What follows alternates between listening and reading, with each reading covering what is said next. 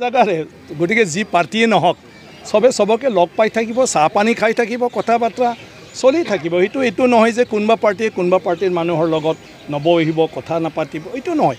আজিও যাকে লগ পাওঁ আমি সবে বহোঁ, সবে কথা পাতোঁ। সব ৰাজনৈতিক দলবিলাকে নিজৰ মাজত কোনো শত্ৰুতা থাকিব নালাগে, কাৰণ সবৰ উদ্দেশ্য একে, দায়িত্বটোহে বেলেগ বেলেগ। গতিকে ৰাইজে যাক দায়িত্ব দিয়ে তেওঁলোকে চৰকাৰ কৰিব আৰু তেওঁলোকে মানে কৰ্তৃত্বটো পাই যাব ৰাইজৰ উন্নয়ন কাম কৰাৰ কাৰণে। গতিকে ৰাজনৈতিক দল হিচাপে সবে সমান, মানে আপোনাৰ কিবাটো নাপায়, মানে কি কয় মেজৰিটি, এবছলিউট মেজৰিটি, সংখ্যাগৰিষ্ঠতাটো নাপায়, তেতিয়াতো মিলি ফালে চৰকাৰটো হ'ব লাগিব মিলিজুলি। আৰু বেছি পালিও আমাৰ মানে কি কয় নেতাসকলে যিটো কৈ আছে তাত একেলগে মিলিজুলি কৰিব, সেই কথাটোতো কৈয়ে আছে।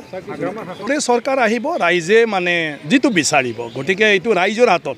এতিয়া আৰু কোনো ৰাজনীতিক দলৰ হাতত নাই, নিৰ্বাচন আহিছে, ৰাইজে যাকে মানে সমৰ্থন কৰিব, ভোট দিব, তেওঁলোকে চৰকাৰ কৰিব পাৰিব। গতিকে প্ৰত্যেকটা ৰাজনৈতিক দলবিলাকে তেওঁলোকৰ BTCৰ মানে ওপৰত তেওঁলোকৰ চিন্তা কি, তেওঁলোকৰ ভৱিষ্যত পৰিকল্পনা কি, বিভিন্ন ৰাইজৰ সমস্যাবিলাক যিটো সদায় উত্থাপন হৈ আছে, এইবোৰ সমাধানৰ ক্ষেত্ৰত সবে নিজৰ নিজৰ মতবিলাক দি আছে। গতিকে ৰাইজে বিচাৰ কৰিব যে কোনটো পাৰ্টি মানে কেনেকুৱা ধৰণৰ কৰিব। গতিকে সব ৰাজনীতিক দলে ৰাইজৰ কাম কৰিম বুলিয়ে গঠন হৈছে, আৰু তাতে ৰাজনৈতিকভাৱে ৰাজনৈতিক কাৰ্যকৰ্তাবিলাকো নেতাবিলাকো তাতে জড়িত হৈ আছে। গতিকে সবৰে উদ্দেশ্যটো হ'ল দেশ সেৱা আৰু জনগণৰ সেৱা। মুখ্যমন্ত্ৰী ডাঙৰীয়াটো অলৰেডি কৈছে যে দুৰ্গা পূজাৰ আগতে BTC ইলেকশ্যন সম্পূৰ্ণ হ'ব, ইভেন ৰিজাল্ট পৰ্যন্ত মানে ওলাই যাব বুলি কৈছে। আৰু সেইমতে প্ৰত্যেকটা দলে এতিয়া নিৰ্বাচনৰ কাৰণে সবে কষ্ট কৰি লাগি আছে যিমান পাৰে। গতিকে অফিচিয়েলি মাত্ৰ অধিসূচনা মানে জাৰিৰহে দিনটো ৰৈ আছে। গতিকে BTC ইলেকশ্যন সময়মতে হ'বই, যিটো মুখ্যমন্ত্ৰী ডাঙৰীয়াই যিহেতু কৈছে, মই BTC বাকী হিচাপে মই ভাবোঁ সেইটোৱেই হ'ব। ডাঙৰীয়া আৰু পাৰ্টিৰ সভাপতি আমাৰ দিলীপ শইকীয়া ডাঙৰীয়াই অলৰেডি ডেইলি কৈয়ে আছে, প্ৰত্যেকটা সভা সমিতিটো কৈয়ে আছে যে ভাৰতীয় জনতা পাৰ্টি দলৰ পৰাও মানে সেই নিৰ্বাচনটো অকলে তাত মানে ভাগ ল'ব, তাত খেলিব। গতিকে BJPয়ে খেলিব, অন্য ৰাজনৈতিক দল যেনেকৈ খেলিব BJPয়ে খেলিব। না, ওদালগুৰি জিলাতো 10টা মানে আসন আছে, গতিকে 10টা আসন এতিয়া লাগিছেহে চব।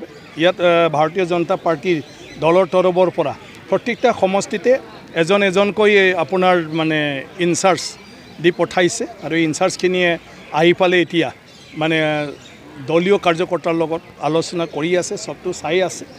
গতিকে চাই ফালে কি ধৰণৰ কি কথা কেইদিনমান পিছত সেইবোৰ নিশ্চয় ওলাই যাব। মইতো পাৰ্টিৰ ক্ষেত্ৰত মানে অধ্যক্ষ হোৱা হেতুকে এইটো কাৰ্য মানে ক্ষেত্ৰত মই জড়িত হ'ব নোৱাৰোঁ, গতিকে দৈনন্দিন হৈ থকাটো মই নাজানো। কিন্তু অলৰেডি মানে বৰ্তমান 40টা সমষ্টিতে আপোনাৰ মানে কিবা আছে, কি কয় নহয় পাৰ্টি নহয়, এতিয়া তাত নিয়োজিত মানে আপোনাৰ ইনচাৰ্জ আছে, তত্ত্বাৱধায়ক আছে, তেওঁলোকে প্ৰত্যেকটা সমষ্টিটো এতিয়া অলপ মানে সব চাই আছে। গতিকে ক'ত কেনেকুৱা কি অৱস্থা, ক'ত কেনেকুৱা কি ধৰণৰ কৰিলে নিৰ্বাচনটো খেলিব পাৰে। 40টা নেখেলে বুলি কৈছে, এতিয়া 25ৰ পৰা 30টা খেলিব, 25ৰ পৰা 30টা কোনটো খেলিব এইটো ৰিপৰ্ট অনুযায়ী হৈ যাব। গতিকে ওদালগুৰি জিলাটো 10টাত 10টাও হয়তো খেলিব পৰা হ'ব পাৰে। মিত্ৰজোঁট চৰকাৰ আহিব নেকি?